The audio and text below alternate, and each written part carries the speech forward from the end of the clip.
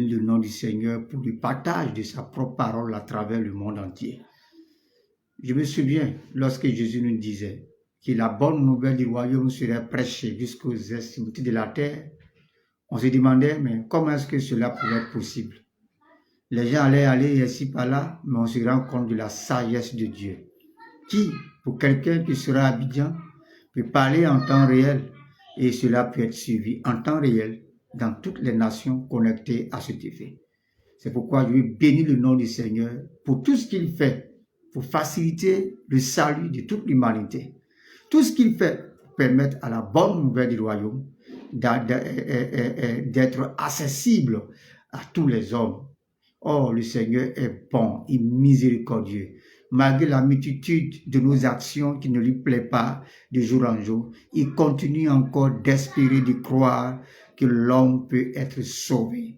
Il continue encore de multiplier les actions pour libérer et sauver les hommes de cette génération perverse. Je rends grâce à Dieu pour son amour, pour sa miséricorde et pour sa grâce envers les êtres humains. Pour ce soir, je vais bénir le Seigneur parce qu'encore, il va nous conseiller juste quelques minutes sur un point très important, Christ le mystère. Oui, Jésus le mystère. Le mystère. Et je suis tellement dans l'émotion, je suis tellement rempli de l'Esprit de Dieu lorsque je touche ce point parce que c'est souvent ignoré que Christ est un mystère.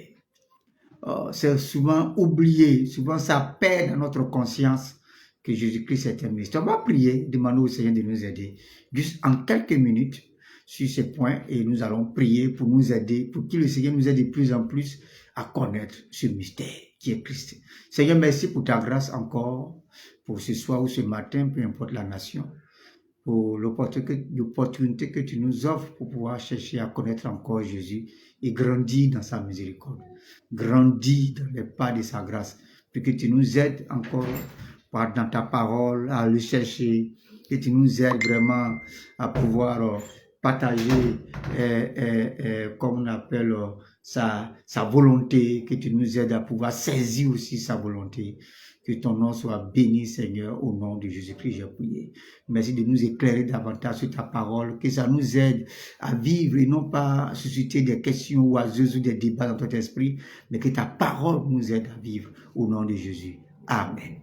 Nous allons prendre nos Bibles dans 1 Timothée chapitre 3, à partir du verset 14, parlant du mystère Christ.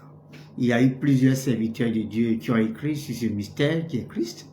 J'en ai plusieurs parlé. Je vais rendre grâce à Dieu pour la vie de notre l'un de nos pères qui n'est plus sur la terre, Watman Ni. J'en ai plusieurs fois touché ce point pour parler de combien il est important de reconnaître et d'avoir dans la conscience que Christ est un mystère. Et c'est très important pour nous tous. Dans le verset 14 de 1 Timothée chapitre 3, il est écrit « Je t'écris ces choses avec l'espérance d'aller bientôt vers toi, mais afin que tu saches, si je tarde, comment il faut se conduire dans la maison de Dieu, qui est l'église du Dieu vivant, la colonne et l'appui de la vérité. Et sans contredit, le mystère de la piété est grand. Celui qui a été manifesté en chair, justifié par l'esprit vu des anges, prêché aux gentils, cru dans le monde, élevé dans la gloire. Et sans contredire, sans contester, effectivement, le mystère qui est le secret de la piété, l'attachement à Dieu, pour être sauvé, pour avoir part à toutes les promesses faites par Dieu au milieu des êtres humains. Ce mystère est grand. Ce mystère est tellement grand que c'est difficile pour l'être humain de pouvoir cerner véritablement ce mystère-là. Quand nous prenons nos Bibles dans le livre de Matthieu, nous pouvons remarquer, et du livre Marc aussi, chapitre 4, nous pouvons remarquer le Seigneur toucher un point très important que j'aimerais qu'on en parle. Pour nous tous, j'aimerais qu'on en parle.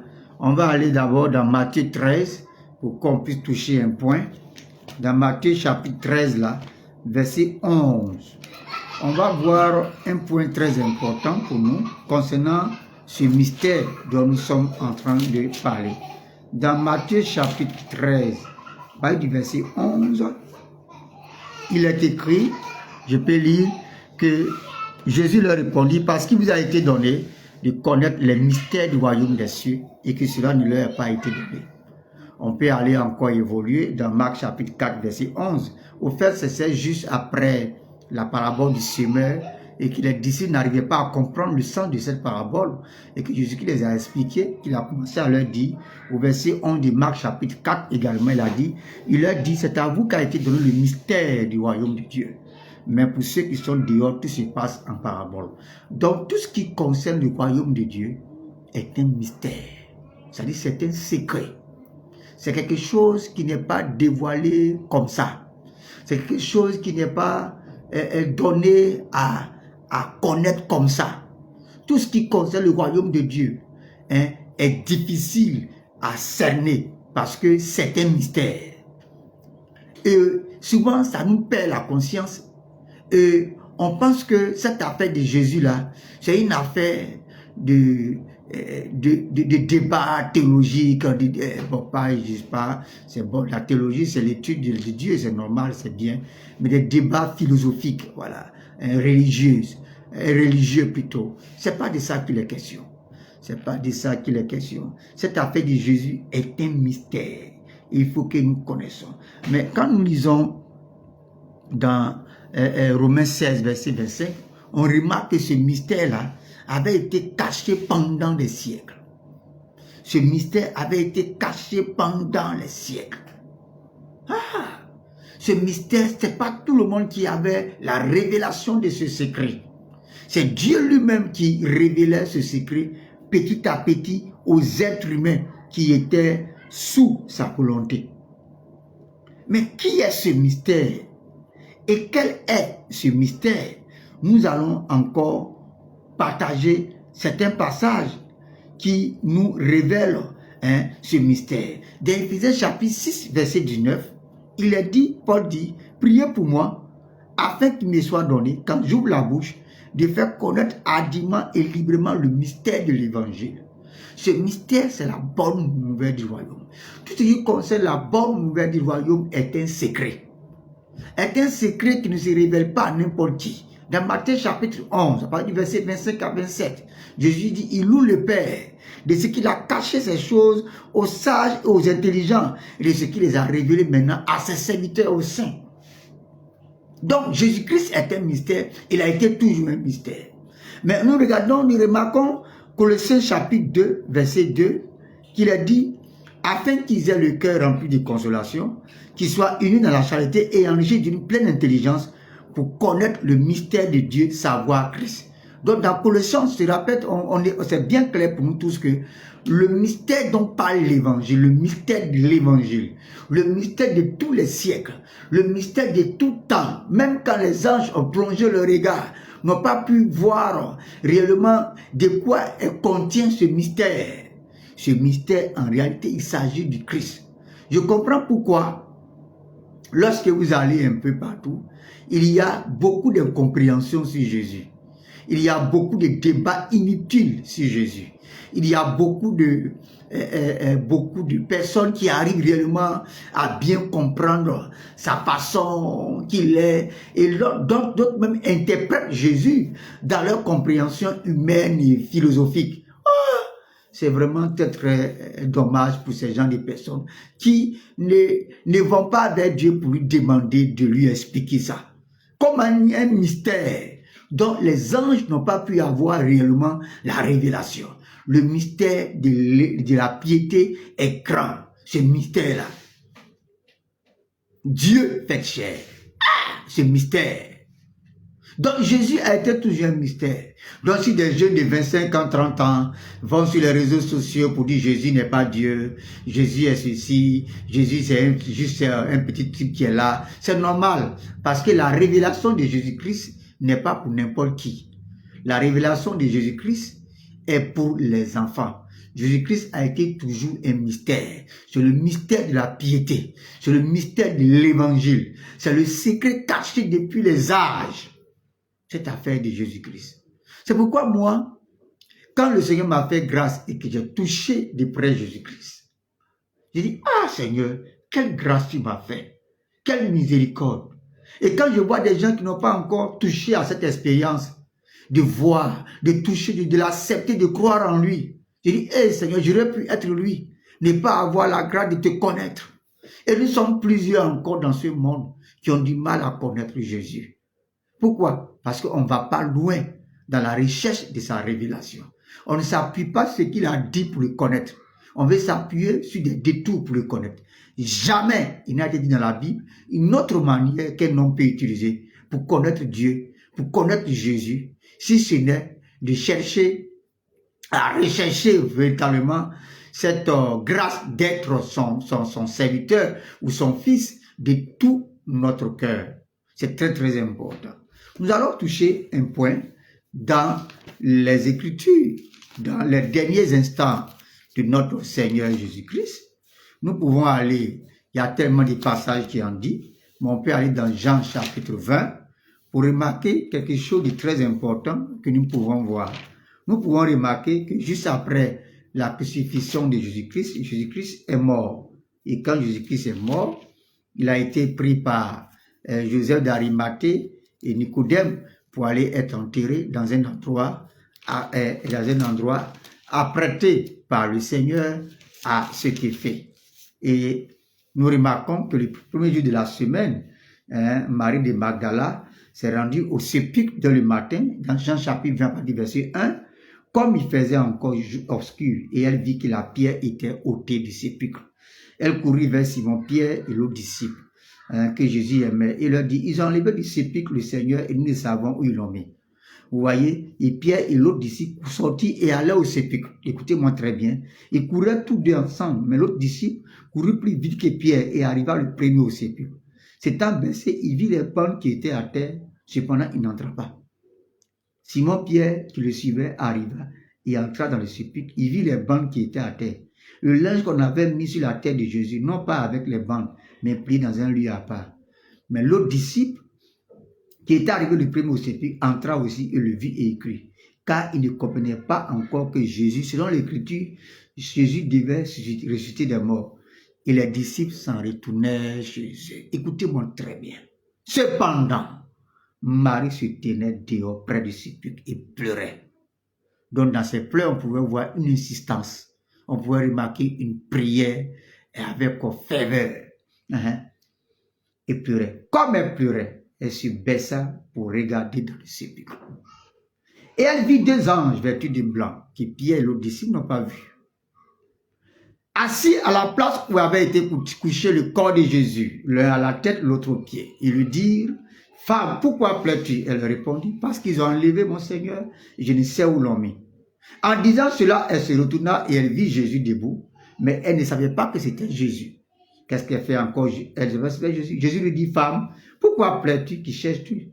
Elle, pensant que c'était le jardinier, lui dit, Seigneur, si c'est toi qui l'as emporté, dis-moi où tu l'as mis et je le prendrai. Jésus lui dit, Marie, elle se retourna et lui dit en hébreu, Rabboni, c'est-à-dire maître. Jésus lui dit, ne me touche pas, car je ne suis pas encore monté vers mon Père, mais va trouver mes frères et dis-leur que je monte vers mon Père et votre Père, et votre Père, et vers mon Dieu et votre Dieu, mon Père, votre Père, votre Dieu, votre Dieu. Donc remarque par là quelque chose de très important. Regardez, Jésus est mort, mis dans un tombeau. Les disciples ont su là où l'ont mis. Ils sont tous partis chez eux pour finir la Shabbat. Le premier de la semaine où la Shabbat était levée, Marie de Magdala arrive et remarque que le tombeau était ouvert. Sans entrer là-bas pour avoir la confirmation de où c'est le corps de Jésus, automatiquement, elle a donné une interprétation. Elle dit, ils ont enlevé mon Seigneur. Vous voyez, c'est ça qui nous arrive souvent. Jésus-Christ est un mystère, c'est un secret. Si on ne pousse pas loin notre attachement à le connaître pour vivre avec lui et être avec lui, si on ne prie pas pour saisir l'opportunité qui se trouve en lui, si on ne veut pas faire de lui réellement ce qui doit être de nous, nous aurons les yeux fermés sur lui. Nous ne pouvons pas avoir accès à ce mystère. Jésus leur avait dit longtemps qu'il devait ressusciter des morts. Malgré qu'ils ont marché avec lui de manière pratique pendant 3 ans et demi. Mais on remarque qu'il y a un problème qui a train de se poser. Marie, qu'elle a vu le sépulcre ouvert, elle n'est pas entrée dedans. Elle a couru par elle dit, ils ont volé mon Seigneur. Vous voyez? Et plusieurs de nos frères sont comme ça. Ils n'arrivent pas à aller au bout de la révélation du Seigneur. Ils n'arrivent pas à aller au bout de ce que Dieu leur a dit. C'est seulement qu'ils observent de loin. Autrement, ça devient une révélation. Et ça fait qu'aujourd'hui, là, il y a tout le monde fait révélation. Tout le monde a révélation sur Jésus. Excusez-moi du thème, tout le monde a révélation sur Jésus. Tout le monde lit des révélations qui n'auraient rien à voir avec à Jésus. C'est bizarre. Parce que pourquoi? On n'a pas arrivé à le voir. On n'est pas arrivé à la révélation vraie de ce qu'il est à cause de notre antécédent, de notre vie qui est en conflit avec le Seigneur. Parce que nul ne peut avoir la révélation de Jésus si ce n'est pas le Père. Nul aussi ne peut avoir la révélation du Père si ce n'est pas Jésus. Ce qui veut dire que si tu es en conflit avec Dieu, ce n'est pas possible pour toi d'avoir la révélation du mystère. Si tu es en conflit aussi avec Jésus, ce n'est pas la peine aussi de penser que tu vas avoir la révélation du Père. Donc le fait que nos vies soient en conflit avec Dieu nous prive de la révélation du Père. Et là, c'est un point très important. Et plusieurs de nos frères, par la paresse spirituelle, parce qu'ils ne sont pas assez courageux pour aller loin, dès qu'ils observent les choses de loin, sans avoir la certitude des choses selon les Écritures, courent en même temps pour aller dire ce qu'ils doivent dire. Elle dit, ils ont volé mon Seigneur. Est-ce qu'ils l'ont volé? Il est ressuscité. Pourtant, dans les Écritures, vous pouvez prendre Matthieu chapitre 16. Nous marquons dans Matthieu chapitre 16 par là que Jésus avait dit clairement à ses disciples qu'il fallait qu'ils souffrissent de la part des anciens, qu'il fut mis à mort et qu'il ressuscita le 3e jour. Jésus a dit dans Matthieu chapitre 16. Elles étaient là, ils ont tous entendu. Mais pourquoi est-ce qu'elle n'a pas eu la révélation que le tombeau ouvert signifiait sa résurrection? Là encore, c'est un mystère. Quand j'entends des gens parler, c'est qu'ils ne connaissent pas réellement la vérité. Parce que la vérité concernant Jésus ne veut pas dire que tu es juif, ou ne veut pas dire que tu es né de la famille de Marie, ou que tu es né en Israël, tu es né en Turquie. La révélation de Jésus vient du Saint-Esprit. C'est lui, en accord, en collaboration, en harmonie, parce qu'il est donné à ceux qui obéissent à Dieu, avec Dieu et avec lui-même, nous donne la révélation de ce mystère. Elle est arrivée au bout, elle dit, ouh, ils ont volé mon Seigneur. Les autres aussi ont commencé à courir. Ils courent, ils arrivent. Il y a l'un d'entre eux qui a couru plus vite que Pierre. Il est allé le premier, il est entré. Quand il est entré, qu'est-ce qu'il a fait? Il a vu les bandes qui étaient à terre. Quand il a vu les bandes qui étaient à terre, il n'a pas cherché à aller loin. Il s'est arrêté là. Homme de Dieu, ton ministère, se contente-t-il du fait des bandes que tu as trouvées là? Est-ce que réellement les bandes que tu as trouvées là, pour toi, est devenu assez pour le ministère? Plusieurs de nos frères comme ça sont dans la déviation, le ministère de l'ange à terre, du linge à terre. Il a dit linge à terre, pas il allait dire à Pierre. Pierre aussi est venu les rentrer. Lui, il allait au-delà des linges qui étaient à terre. Mais l'autre a vu les linges à terre. Mais qu'est-ce que Pierre l'a vu? Pierre a vu des linges bien pliés. Et il a vu les linges qui étaient bien pliés et qui étaient pliés dans un lieu à part. Or, chez les Juifs, lorsque un étranger vient chez toi et qui plie les linges et qui plie bien le linge pour le déposer là, il est en train de te dire que merci beaucoup, toi qui m'as reçu chez toi. Mais sache que je reviendrai un jour.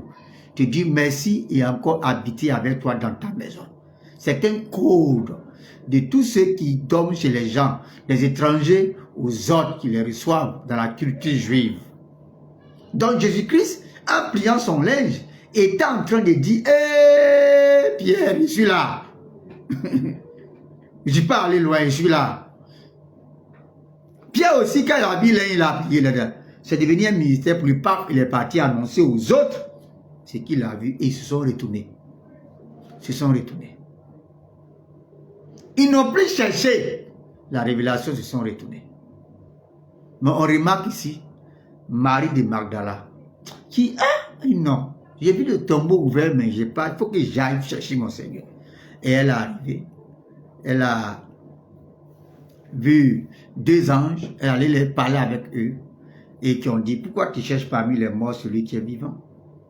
Et on remarque, elle a pensé, elle a dit qu'il n'a qu'à envoyer son Seigneur parce qu'elle veut le voir. Et juste après, Jésus-Christ s'est présenté à elle, mais dans un aspect qui était différent comme d'habitude, parce qu'elle a pris comme un jardinier. Je me demande comment il était habillé, mon Seigneur, mon Sauveur Jésus-Christ, pour qu'on puisse le considérer comme un jardinier. Quelle humilité! Celui qui venait de remporter la victoire que depuis des siècles, nul n'a pu la remporter. Mais regardez, pour sa révélation triomphale et glorieuse, il s'habille tout simplement comme un jardinier. Oh Seigneur, aide-nous à te ressembler. Ça ne veut pas dire qu'il ne faut pas bien s'habiller, mais Jésus-Christ ne faisait pas de l'habit quelque chose qui était plus précieux que la vie qu'il avait. Au contraire, sa vie avait plus de valeur que les vêtements. C'est comme ça qu'il concevait les choses. Bien vrai qu'il faut s'habiller bien pour ne pas scandaliser les autres. Mais on bénit le nom du Seigneur parce que là, je remarque que Jésus-Christ s'est révélé à Marie de Magdala. Elle est allée dire, cette fois-ci, ce n'est pas le tombeau que j'ai ouvert, mais j'ai vu mon Seigneur. Je suis en train de te dire, bien-aimé, que Jésus-Christ est un mystère.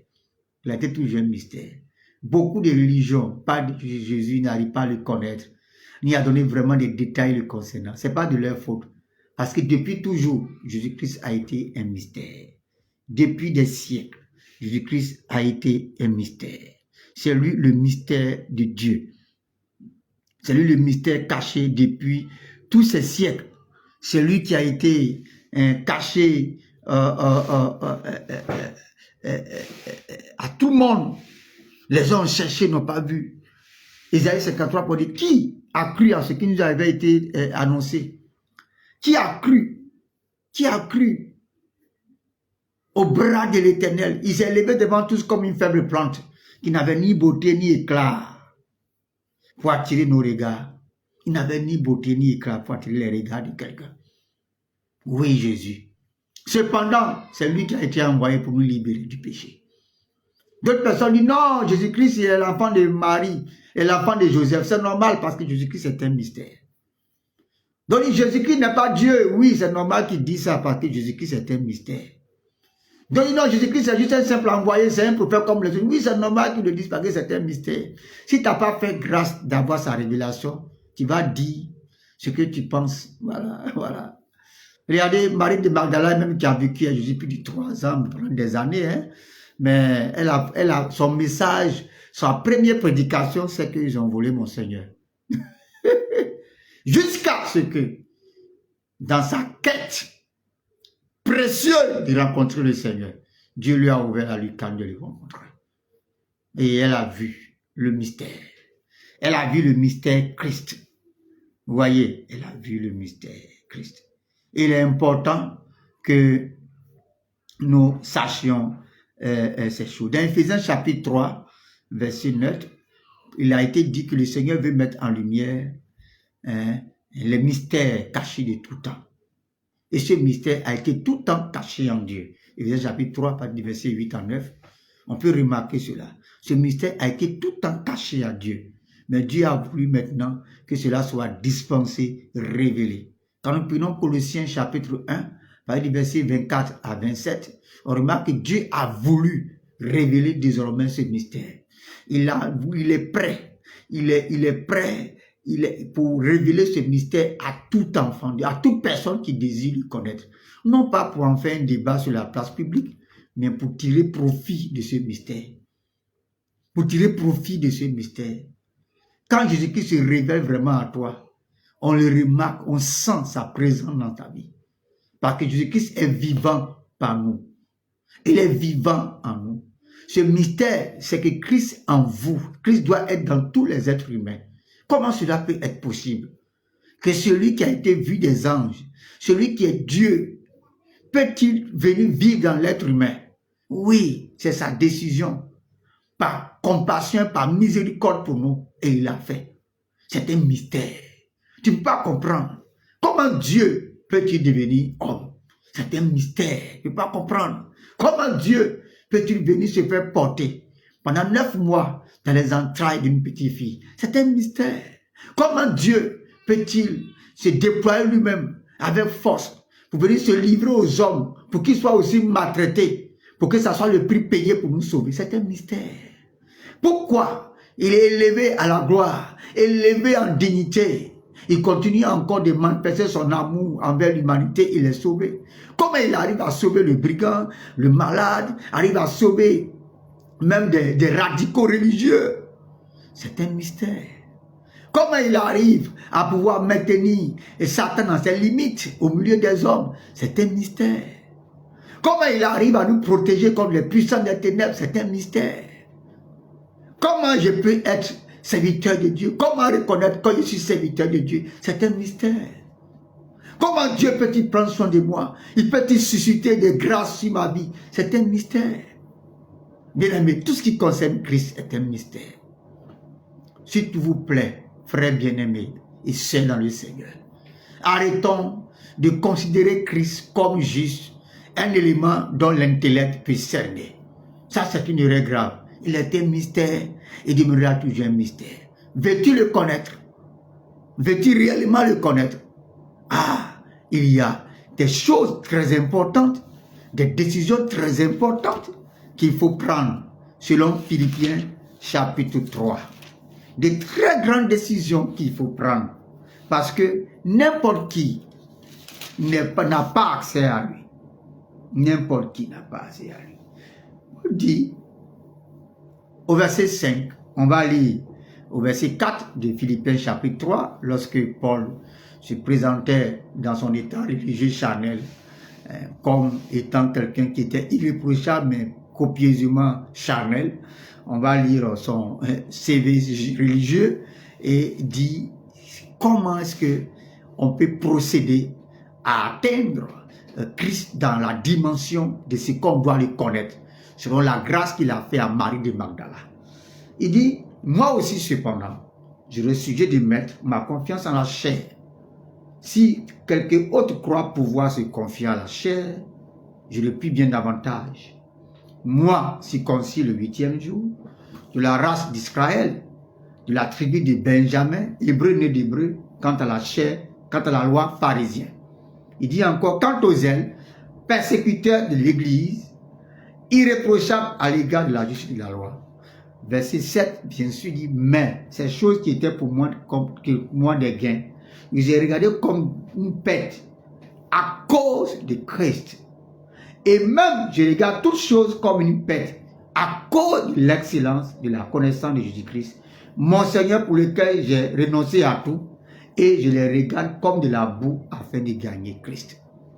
Donc, pour pouvoir réellement le connaître, avoir accès à sa révélation, il faut accepter d'abord, premièrement, de renoncer à ta fierté religieuse. Il y a des gens là, ils n'ont plus eu accès à Jésus-Christ depuis qu'ils ont eu leur premier diplôme théologique. Parce qu'ils s'appuient sur ça, ou, comme on appelle le titre qu'on leur a donné, fait que Jésus-Christ a été carrément perdu dans leur vie. Si ce que tu es dans la religion, donc quand tu marches, les gens même tressent le tapis rouge pour toi, si tu n'as pas regardé ça comme de la boue, ta connaissance de Jésus va s'arrêter là. Parce que Jésus-Christ ne se révèle pas à quelqu'un qui lutte avec lui, Jésus, la gloire. Pas possible. Ça ne veut pas dire qu'il ne faut pas quand même créer un leadership où on se respecte, où on se soumet les uns les autres. Mais ce que je suis en train de dire, la fierté religieuse freine la révélation de Jésus-Christ. Parce que depuis que tu as été nommé, ou bien tu as célébré ton doctorat en divinité, c'est fini.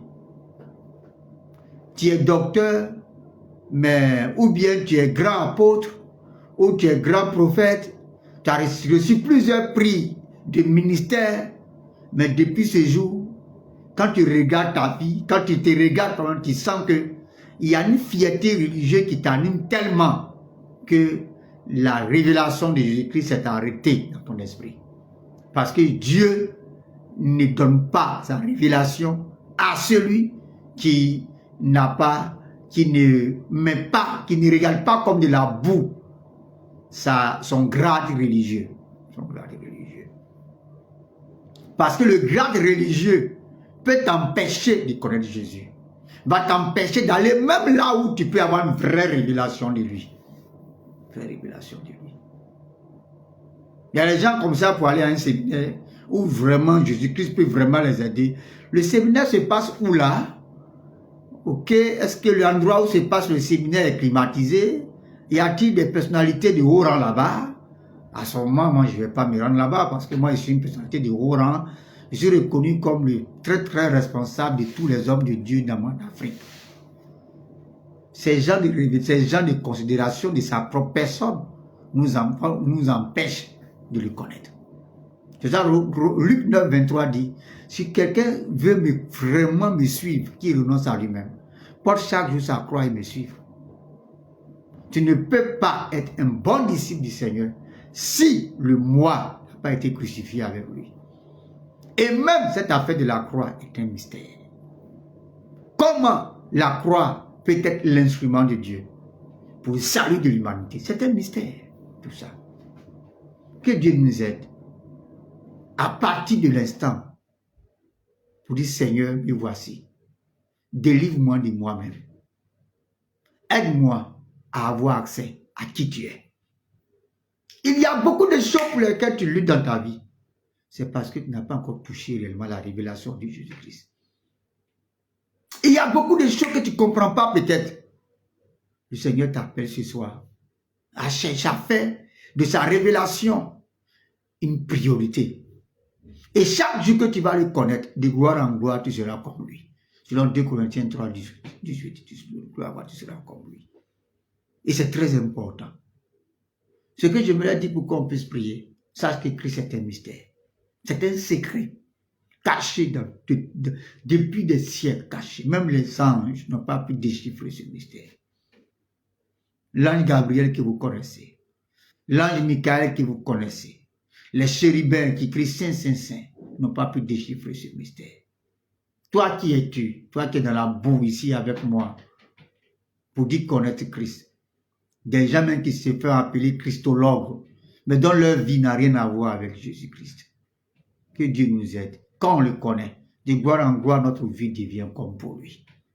Pour ce soir, le Seigneur dit, regarde toutes choses autour de toi comme de la boue et cherche à connaître Christ. Cherche à percer ce mystère dans l'humilité. Va devant le Père, prie, demande-lui. Il y a beaucoup de choses qui se passent dans ton foyer, dans ta maison, dans tes mains, dans ton entreprise. Est-ce que réellement tu n'es pas à côté de lui? N'as-tu pas perdu la révélation de lui? Et dans le ministère, ça ne va pas. Tu ne comprends rien dans le ministère. N'étais-tu pas arrêté au niveau, soit du tombeau ouvert? N'étais-tu pas arrêté au niveau du linge par terre? N'étais-tu pas arrêté au niveau qu'on appelle du linge plié? Fais comme Marie de Magdala. Va plus loin. Et trouve Dieu, que puisse Dieu placer des anges sur ton chemin pour réellement le rencontrer. Pour que ce mystère-là te soit révélé. Pour changer ta vie. Regardez, ma vie de Marie de Magdala a carrément changé. Lorsque réellement elle a vu le Seigneur. Plusieurs femmes ont suivi Jésus, mais Marie de Magdala est restée dans l'histoire de Jésus. Parce que réellement, elle a pu avoir accès à un minimum de ce mystère. Ce mystère, c'est pour toi. Ce mystère, c'est pour moi, chers frères et sœurs. Mais ce n'est pas tout le monde qui a accès à cela s'il est en conflit avec la parole de Dieu. S'il est en conflit avec l'Esprit de Dieu. Ce n'est pas possible. Que Dieu nous aide. Aujourd'hui, on s'entre-déchire, on ne s'aime pas. On se bat pour nous. Parce que réellement, on n'est pas arrivé à la révélation réelle de ce mystère. On s'est arrêté à des niveaux qui n'ont pas eu accès à lui. N'ont pas eu accès à lui. Il y a des Pierre et l'autre, ils ont couru, ils sont partis faire le ministère de ça. Quand ils vont pas dire qu'on a vu le linge à terre. L'autre va dire non, l'autre d'ici va dire, moi j'ai vu le linge à terre. Pierre va dire non, moi j'ai vu le linge plié. Il dit non, c'est ma doctrine. Ma doctrine là, j'ai vu le linge à terre. Pierre va dire, moi ma doctrine, c'est pas ça, c'est pas le linge à terre, ma doctrine c'est le linge plié. C'est comme ça qu'on a fait former plusieurs doctrines. Mais quand eux tous, ils ont vu Jésus, ils ont eu le même message. Quand eux tous ont eu Jésus, ont vu Jésus, ont eu accès à ce mystère, ils ont prêché tous le même message. Mais quand ils n'avaient pas encore eu accès à ça, ce n'était pas facile pour eux. Pas facile pour eux. Ils sont allés à la pêche. Que Dieu nous aide. Parce que quand on ne connaît pas Jésus, quand on ne pèse pas ce mystère par la volonté de Dieu, on fait comme Pierre. Au lieu d'envoyer les âmes à aller pour les pêtres pour aller au ciel, on les amène à aller au pêcher poisson. Pierre a ramassé tous les apôtres faits par le Seigneur Jésus-Christ pour les envoyer dans l'eau. Il les a détournés de leur destinée prophétique que Jésus a préparé dans leur vie pendant plus de 3 ans. Pierre a brisé cela, nous était la grâce de Dieu. Et Dieu, par sa grâce, par Jésus-Christ, est venu se révéler à Pierre au bord de l'eau pour dire, Pierre, est-ce que tu m'aimes? Pourquoi Jésus a reposé cette question à Pierre? Parce que Pierre n'a pas reçu à pouvoir comprendre ce mystère. Il s'est arrêté au niveau du linge plié. Là, Jésus-Christ a été posé dans le tombeau. Combien nous nous trompons le plus grand souvent? Pour ce soir, va vers Jésus. Cherche à le connaître. Parce que c'est un mystère. Tu fais débat à la télévision inutilement pour prouver que Jésus est ceci. Parce que tu es encore jeune dedans. Pardon, tu es très jeune. Je ne sais pas qui te paye pour ça. Mais Jésus-Christ a été toujours un mystère. Ma prière, c'est que tout le monde ait accès à ce mystère. Car Dieu veut que ce mystère soit dispensé sur toutes les places publiques pour que les hommes soient sauvés. Ce mystère-là, c'est la prière. Alors, nous tous qui sommes du Seigneur, si tu es réellement un enfant de Dieu, c'est le temps d'aller prier pour dire, Seigneur, je veux encore que tu te révèles à moi. Je veux encore que tu te révèles à moi pour l'humanité. Je veux encore avoir accès à toi. Parce que tu es un mystère. Tu es un secret que seul Dieu peut révéler. Donc quelqu'un même peut voir Jésus là, puis ne pas le considérer. C'est normal. Parce que Jésus-Christ est un secret. Que si Dieu même ne t'a pas révélé, tu n'as pas à croire. Tu n'as pas à croire. C'est un secret. C'est un mystère. Je pense qu'il va m'arrêter là pour qu'on puisse. Il y a tellement à dire, mais je n'ai pas voulu être là. Je prie que chacun d'entre nous aille prier pour dire, Seigneur, tu es un mystère. Où t'es-tu arrêté dans le ministère? Seigneur, tu es un mystère. Comment te comportes? Ou qui es-tu en réalité? Jésus-Christ est un mystère. Quelle doctrine tu as créée là pour créer une église bizarre, avec une doctrine bizarre? Sache que Jésus-Christ est un mystère. Viens avoir accès à sa révélation. Comment est engagé? Sinon tu vas te tromper et égarer les autres. Jésus-Christ est un mystère. Si tu n'as pas fait grâce, tu ne peux jamais le connaître. C'est ça, ce soir, on va prier pour dire, Seigneur, viens m'aider. Seigneur, je veux considérer toutes choses comme de la boue pour ta voix, Seigneur. Je veux considérer toutes choses comme de la boue pour ta voix, Seigneur. Je veux tout considérer comme de la boue. Tout ce qui est dans mon cœur, Seigneur. Parce que je veux encore te connaître, toi, le mystère. Béni soit ton nom. Béni soit ton nom pour tous ceux qui vont écouter depuis toutes les nations. Traduis ce message même dans plusieurs langues pour que nous puissions savoir que Jésus-Christ est un mystère. Si Dieu t'a pas fait grâce d'avoir sa révélation, tu vas dire des mensonges sur lui. Beaucoup de nos frères n'ont pas encore accès à Jésus-Christ parce qu'ils ne savent pas qui il est en vérité. C'est un mystère, un secret caché depuis des siècles. Oh Père, révèle-toi suffisamment à ton église. Nous t'avons perdu de vue. Viens te révéler à ton église. Viens te révéler à ton église. Te révéler à cet homme de Dieu qui est là à prier, qui veut tout laisser pour te connaître parce qu'il sait que sa déviation dépend du fait qu'il t'a perdu de vue dans la révélation. Aide-nous, Seigneur. Aide ton église, aide tes serviteurs, aide tes enfants, les femmes, les responsables, toute la jeunesse du corps de Christ a besoin de ton aide. Nous voulons te connaître. Délivre-nous de ce ministère du tombeau ouvert, du ministère du linge tombé par terre, ministère du linge plié. Donne-nous ce ministère qui te connaît. Donne-nous d'avoir ta révélation, te connaître véritablement. Seigneur, aide-nous à avoir accès à ce mystère. Parce que tu as dit, tu veux que tout le monde sache. Explique-nous très bien ce mystère pour notre salut. Bénis l'église du monde entier et que ta grâce nous accompagne. Dans le nom de Jésus-Christ, j'ai prié. Merci Seigneur. Amen. C'était votre serviteur Yao Marcel. Que le nom du Seigneur soit béni, que sa grâce soit sur tous. Nous sommes aussi ouverts. Je suis une équipe, l'amour de la vérité, pour aller pour la formation des jeunes, la formation des femmes, la formation de l'Église, l'édification du corps de Christ.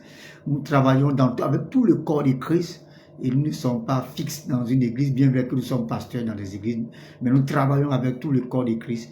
Et quiconque se sent intéressé pour des séminaires, des conférences, même avec les serviteurs de Dieu, avec même les collectifs des pasteurs, nous sommes ouverts pour pouvoir aller avec vous pour grandir dans le Seigneur. Que le nom du Seigneur soit béni, que sa faveur soit sur tous, au nom de Jésus-Christ. Amen. Bye bye et à la prochaine par la grâce de Dieu. Merci beaucoup.